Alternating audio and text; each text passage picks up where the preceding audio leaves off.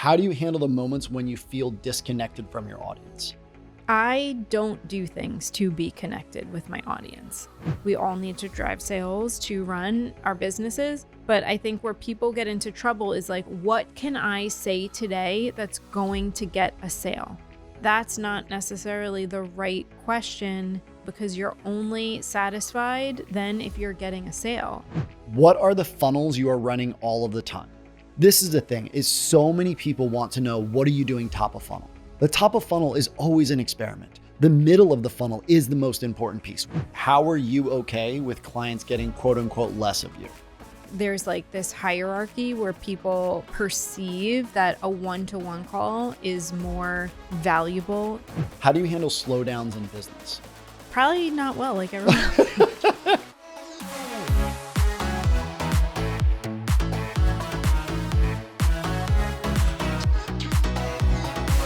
Welcome to the Iconic series. As part of the series, we asked you to submit questions so you could really see the behind the scenes of how Dan, me, and the entire Elevated team work together. And so you can really understand and see how we make decisions, how our brain works, and how we've been able to grow our business to the level that we have. So enjoy the questions and the answers.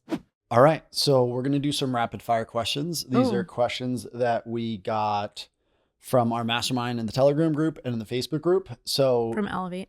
From Elevate, yeah. So these are not organized, but they're questions. So how did you make the transition in your mind from working closely one-to-one or small group to where you are now with a larger group of clients? Well, I think So specifically, how are you okay with clients getting quote unquote less of you? Because I would argue that they do not, but that is the question. Oh, okay. So really the question is about closeness, really access, proximity and access. When I show up to a call, I show up in the same way.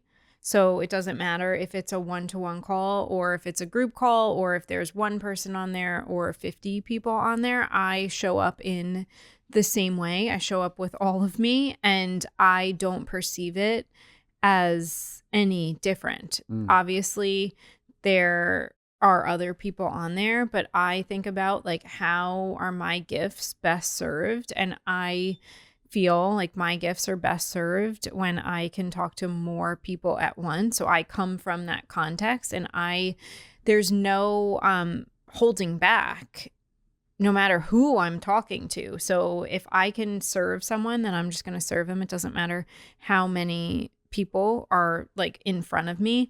I think that there's like this hierarchy where people perceive that a one-to-one call is more valuable than a group call. And I just don't believe that. I actually think a group call can be way more valuable than a one-to-one call, because you are hearing other people's perspectives. You're hearing from other people. You can get support. You can receive support.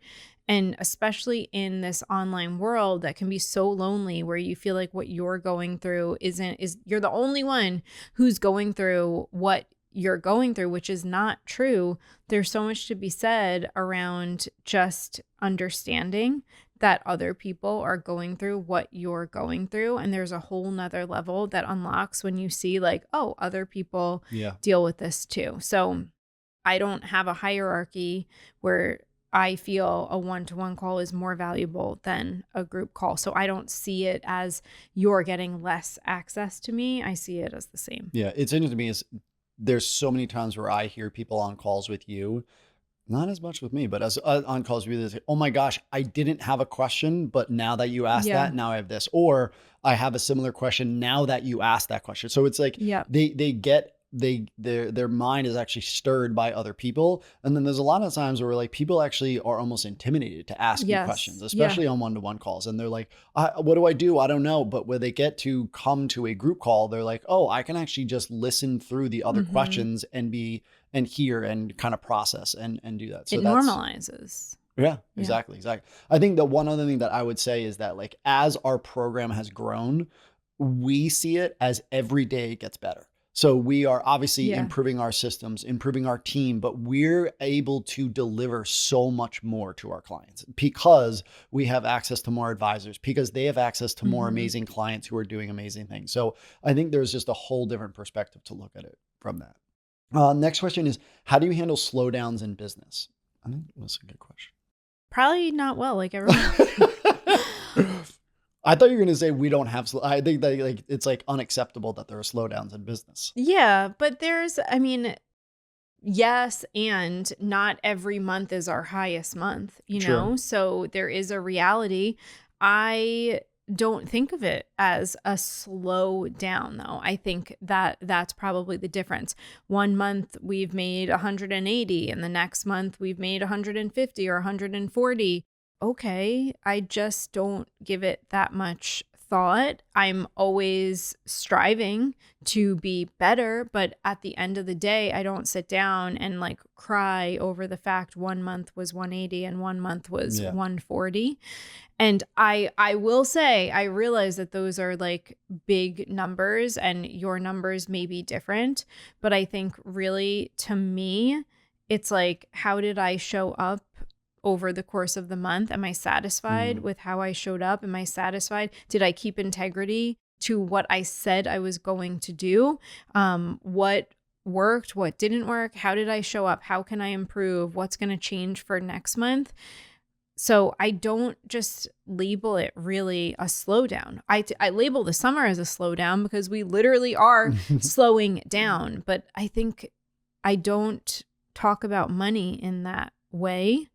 And I would say I stopped talking about money that way before we made so much money, and really like thinking about I always think about money like it's a relationship, because it is a relationship.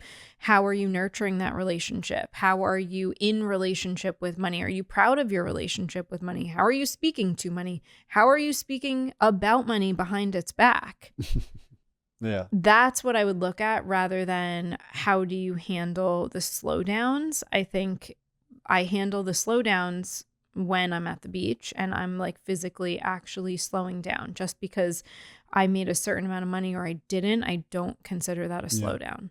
I'd also say that most of the business that you're generating right now is a result of activities you took 3 weeks, 3 months, a while ago. So whatever you're going through right now, there's not a lot of advantage of sitting in that. I always think about like, I was an economics major and people talk about recessions and they're always studying, is it a recession now? Is it a recession later? And it always comes out, 3 months ago, we were in a recession. So how is that helpful now?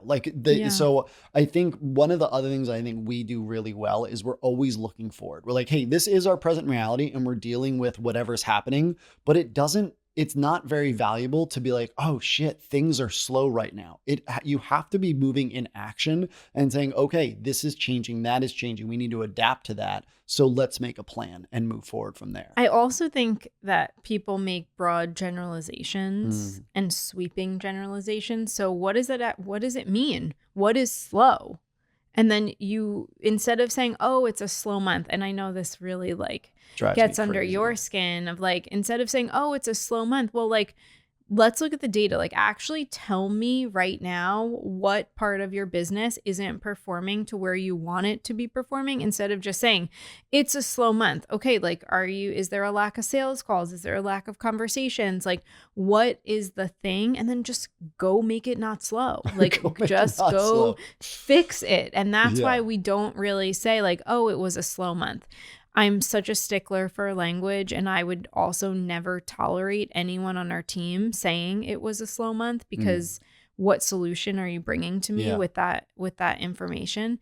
So I said a lot of things there, so you probably should re-listen to this like 14 times and break down why you're actually calling it a slow month, and then go fix it. Not to totally throw a wrench in this Q&A, but there are also people who plan on slow months from previous years.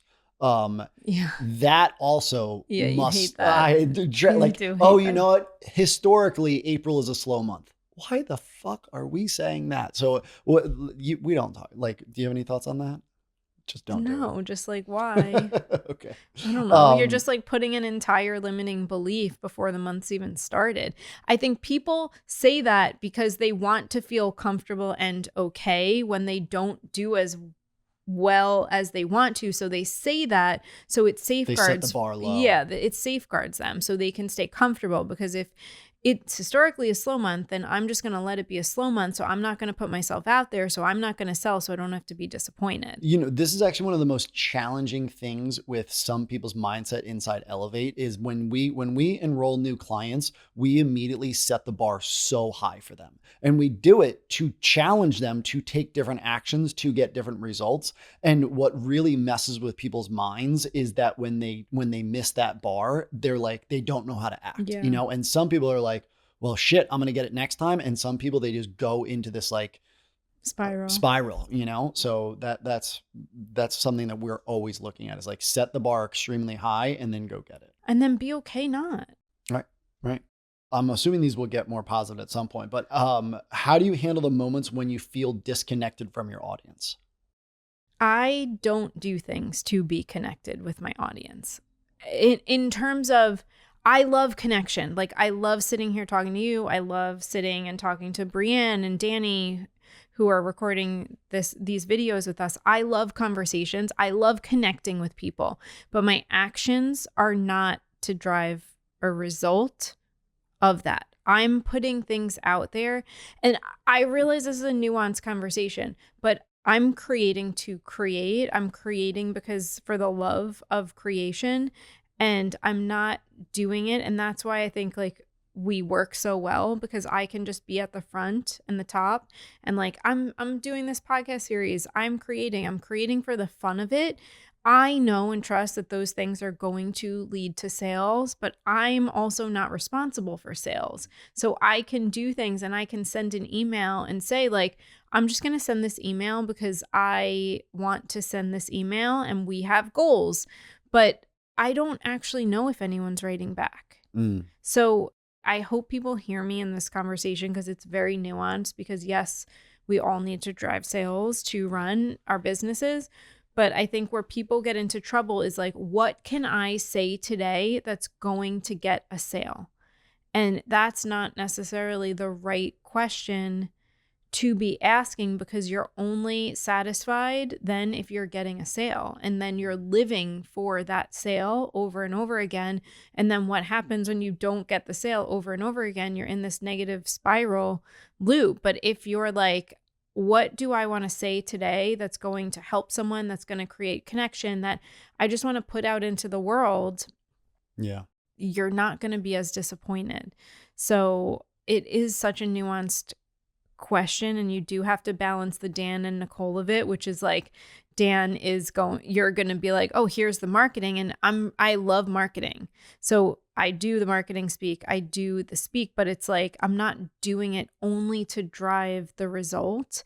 And I think that's where people get tied up. They lose themselves and are only doing it to drive the conversation and the sales. And then if they don't get it, it's like your whole day falls apart. Yeah, I think it's a lot of pressure too, is that they are saying this email has to be opened by 40% of my audience, has to be responded to by 10% of my audience, and I have to get at least one sale from this email.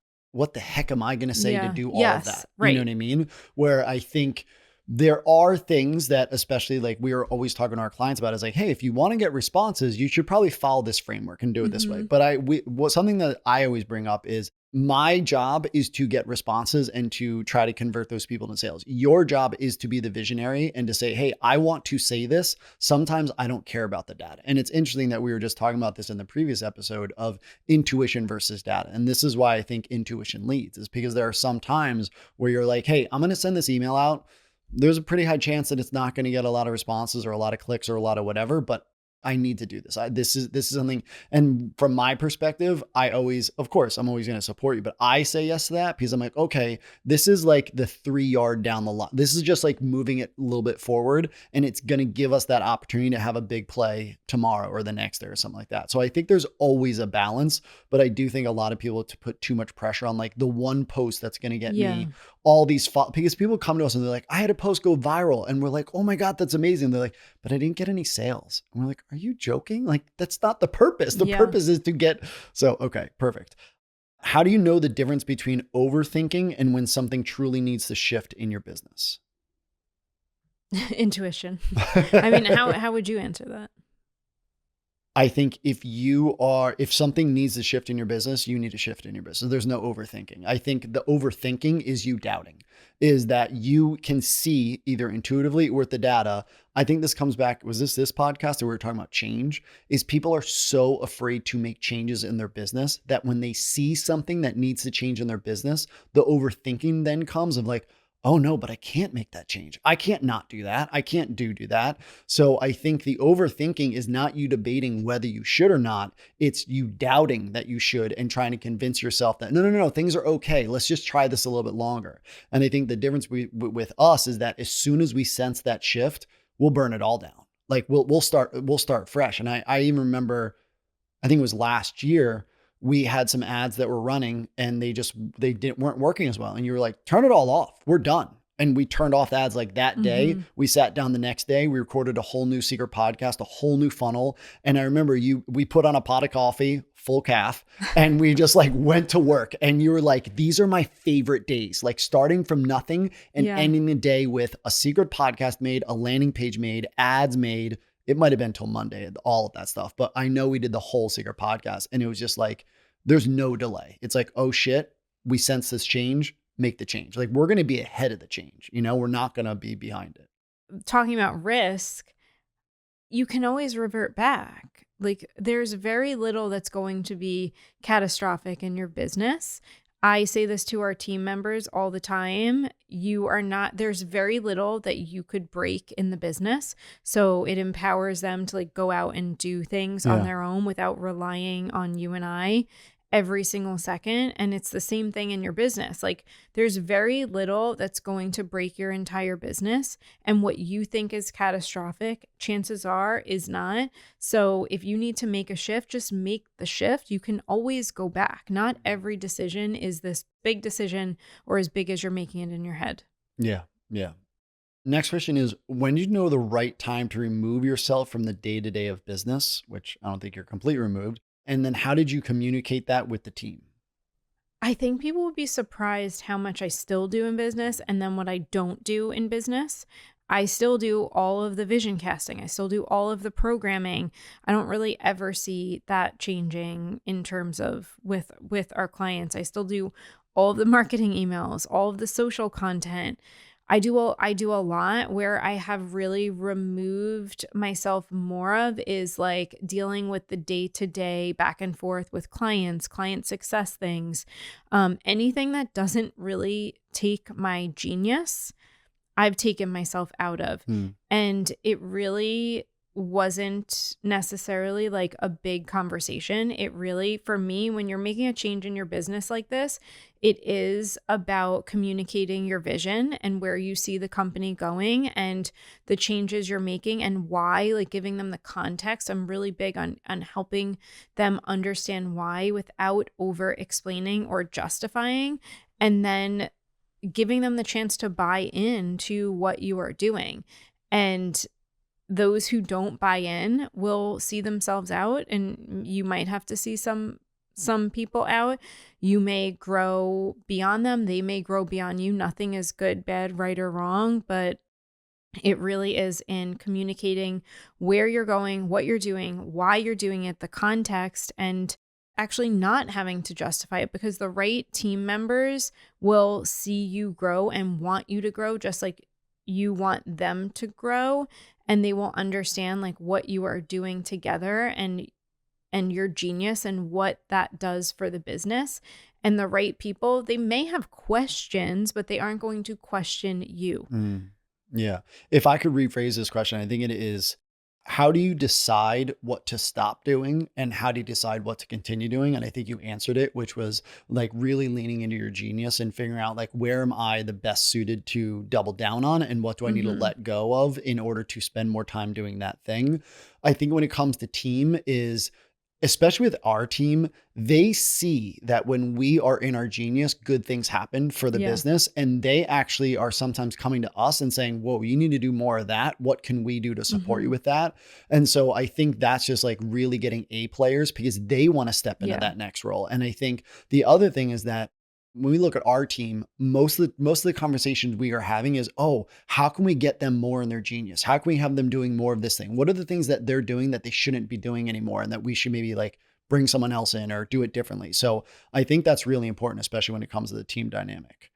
I have a note here to talk about the importance of words. Oh. That's my note. I don't know why I threw it in the middle. But I think it's because these questions were all kind of in the negative vein of things that I just wanted to just like give you a chance to just like talk about your obsession with words and how people ask questions, how people describe things, how people describe their reality, their business. Just if you want to just chat on that. I am so obsessed with language and how your words shape your reality, but also your words give insight into your subconscious mind. And often we don't even understand or perceive how our brains and how our subconscious is receiving and seeing the world and how we are going into the world. So I am ruthless. I'm ruthless about language and words. And I have gone so far as to make you go back and re-listen to how there was a team meeting recently. And I said to Dan after in front of the team, that he needs to go back and re-listen to how he approached the entire meeting. And I mean, what would you say about it? It was not good. No, but it was enlightening. It was. That's the point. So, I mean, it was just, we were walking through the data of the week and I was talking about how things were fine, but not amazing. It was a team meeting. Dan was walking through the data, and for the week, I was like, oh my, I was so pumped about the data and the sales that we made and the clients we renewed. And I was like coming into the meeting and I was like all pumped to talk about the data. And then he started talking and I was like, did we live the same week? Like, what's happening here? So I said to you, like, you need to go back and re-listen to how you are perceiving this because I'm seeing one side of the coin and you're seeing the other. Yeah. Yeah. And I think this is, I think what we talk about the most in private is the words that we're using to like, that's the most coaching I think that I receive, at least from you, is around the words I use to describe situations. We are so in our stuff. And if I say something that I hear myself say, I'll reflect it to you, or I ask you to reflect it to me too. Yeah. So I don't let myself off the hook with this. But our subconscious patterns and beliefs are so ingrained in us that we often don't see what's coming out. And the way my brain works is like when you speak, I just like see the writing on the wall, or seeing the underlying. Yeah, I see how it works. And sometimes it is a curse. It's not always a gift. Like we've had many arguments around that. And I'm like, I'm sorry, I just can't help it. This is how my brain works. These are the patterns I see. But for our clients, I try to reflect it back to them so they can see how they are shaping the world and how their world is actually shaped. Because when you can understand how it works, you can actually undo it and then start to use your words to create what you want. Yeah. Yeah. Okay. So the next question is how to not let clients' results, good, bad, or otherwise, distract or undermine the bigger plans, I guess the bigger business plans. This comes back to what we were talking about, is that I'm not trying to save anyone from anything. And it's everyone's personal journey. I believe that everyone's path was carved out before they got here. For some reason, like we're all in this room together. I believe that was like, my higher self chose that for me at this time. So if I believe that for myself, I'm going to believe that for you and for all of our clients. So why would I intercede into whatever you're going through? And at the same time, if I believe that you are meant to go through what you're going through, why would that stop me from spreading my message? Yeah. I would argue that you actually should let this distract you from the big vision if it is your perfect person and they are getting bad results or less than good But results no, is to be. I disagree with you because they're talking about taking it on personally.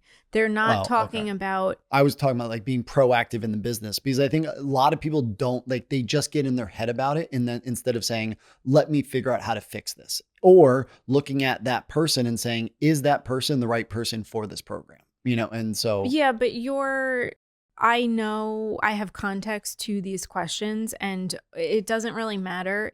If someone who had paid us money was struggling with someone, we would want to help them. Yeah. So it doesn't really matter if they're a quote unquote perfect person or not. I can help them, but not be emotionally tied to Okay. them. Yeah. So of course this goes without saying. And the clients who are asking these questions know client success is like our number one value. We're always going to help our clients. So this is not coming from a, can I help you? Will I help you? This is coming from, am I going to lose sleep at night and not market my business because a client is struggling? Yeah. You have to understand your clients are going through what they're going through. You serve and you deliver and over deliver on what you promised, and you help your clients, of course, and let them go through what they're going through while you're guiding them, while you're supporting them. And you have to understand that your mission and your purpose is to help more people. So if you can't handle, that's the other thing, is like, if you can't handle one person struggling, how are you going to handle 100 people? Yeah. Because again, I'm never trying to make someone not have a problem, but I'm going to help you through the problem. But I also know it's my purpose to go out and help more people. Yeah. Yeah. This is a fun one. What do you like to spend money on in the business, and where are you more frugal? Oh, I didn't see that question come through. I love to spend money working with great people. So I love to spend money. Like, I was so excited to do this because we get to work with Brianne and Danny. I was so excited to do a photo shoot 2 weeks ago because I got to see Jennifer Lamb. I love spending money when I can really like work with great people and do fun things. I want to create experiences. I love to spend money on like the clothes for this, like those things all light me up. Where am I frugal? I'm definitely frugal in the business in certain places. I mean, even with like running live events. I mean, we do a really great job at running live events, and I'm not just going to spend money to spend money. I think we do a really good job of keeping the events profitable, but delivering a really great experience. So I think it's with things like that, it's not always about, oh, what's the return on this? But I'm not just going to like throw money at it to throw money at it. I mean, even in our personal life, I think like your obsession with efficiency is that's why you love working with great people, is they make things happen faster, and you will throw money at that all day long. Whereas there are certain things that people, even just like what we've heard is our friends have run live events and hired like $60,000 I don't know, live event managers, production, whatever they're called. And you were just like, how is that making it easier, faster, better for you? Like, I just don't see it. So I think that's where you are really ruthless, is like, okay, if this is not going to make my life better, easier, faster, I'm not going to spend any money on it, Okay. The next one is, how often do you repeat emails or offers that go out? Are they on a rotating schedule, or are you creating new copy messaging offers every month? We definitely rotate. I mean, we definitely will bring emails back, but I'm always looking at it and saying like, how can I put a fresh spin on this? It's kind of rare that I'm just going to copy paste something we've sent.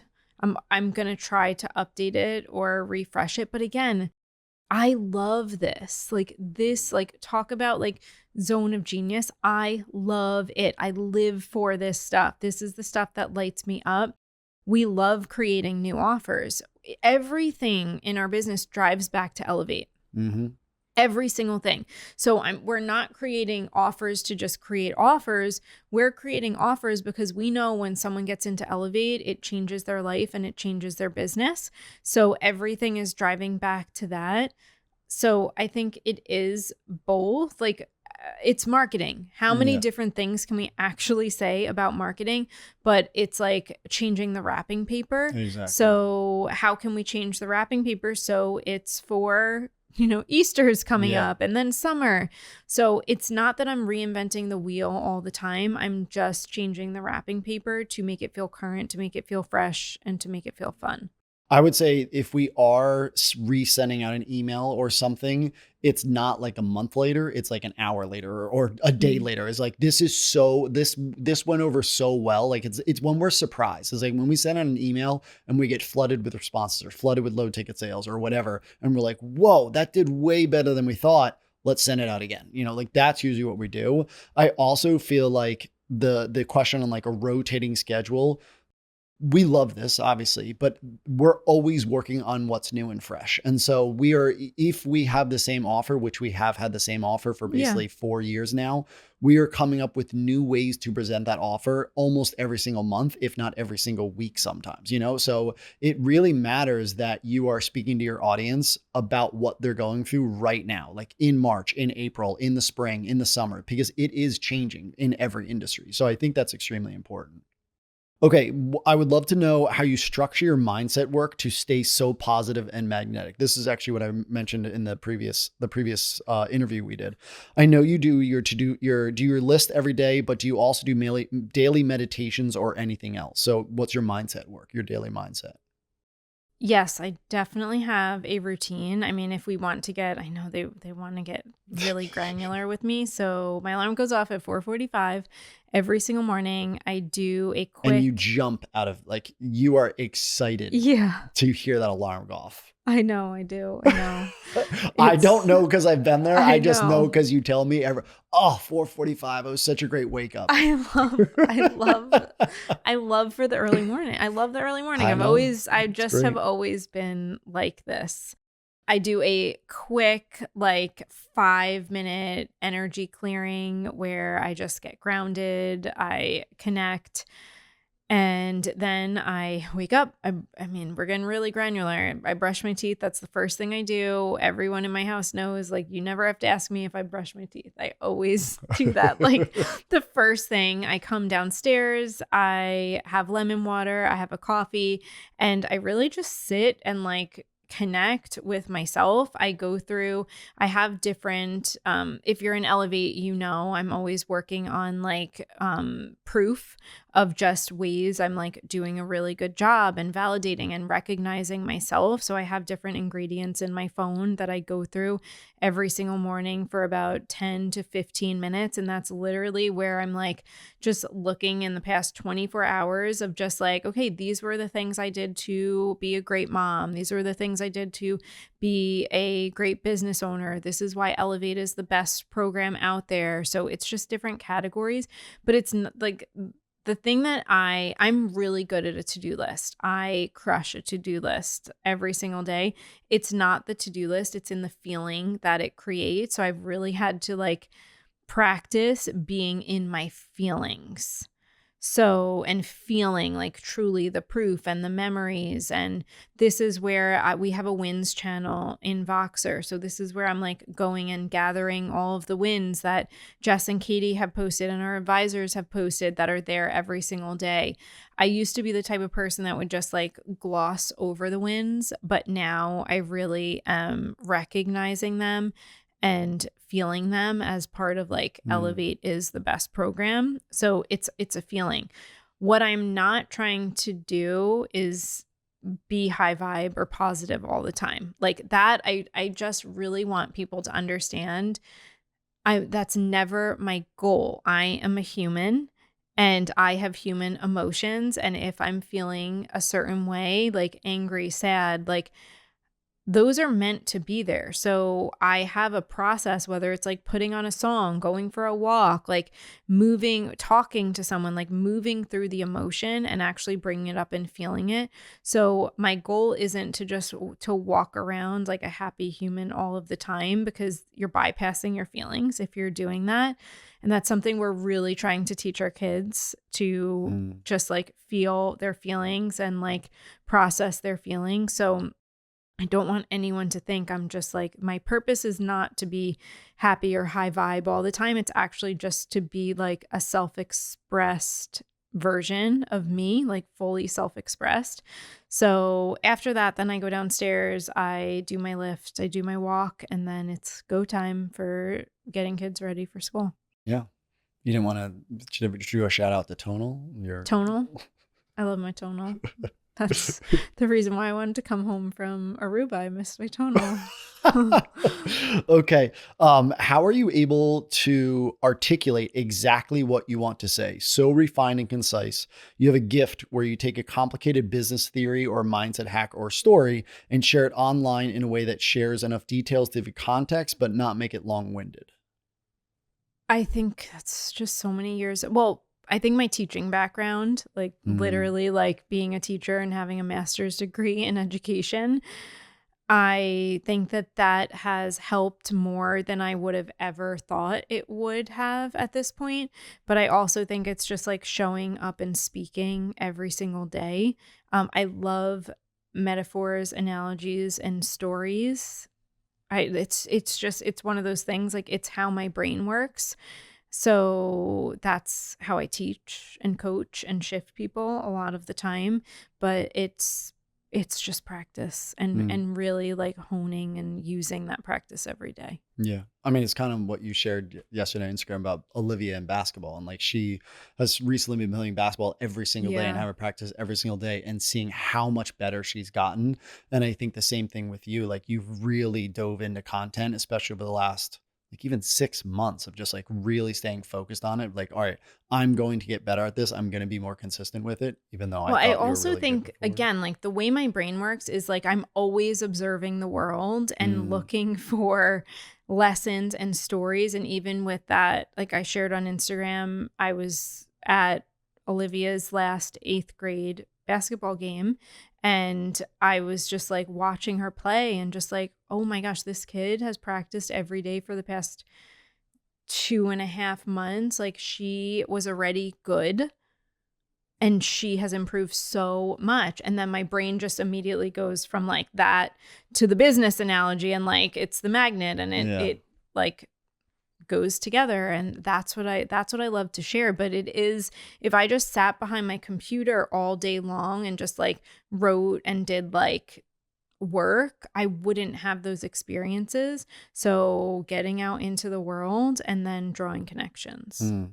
I thought you were going to say how, well, obviously real life is important, but also how much inspiration you take from outside, like the online industry. Like I know you're following a lot of people in music and fashion and things like that. And I just love when you kind of go into those like rabbit holes of like, oh my gosh, you'll never believe what this person is doing over here. Or I always think that's really exciting. And I think that really lights you up and gives you more of that inspiration of like, oh, I could do that. Or how do they do that? Let me try to figure that out, you know? I think there was some type of fact that I saw that Justin Bieber shared his swag albums. It was something like 92 times within like a few days, and it was all him. Like he was actually the one creating the content. Wow. But that's the stuff amazing. I look for. That's great. This is kind of random, but what did you want to be growing up as a kid? What was your childhood dream, job, or life? Oh, a teacher. I thought I'd be a teacher forever. Okay. So more strategy. What are the funnels you are running all of the time? Like private podcasts and another freebie with ads. And then Dan almost does weekly brainstorms and you do what on Instagram? Like always running. How do you think through what you're promoting, freebie, etc.? Do you want to answer that? I will answer this and tell you everything we have running.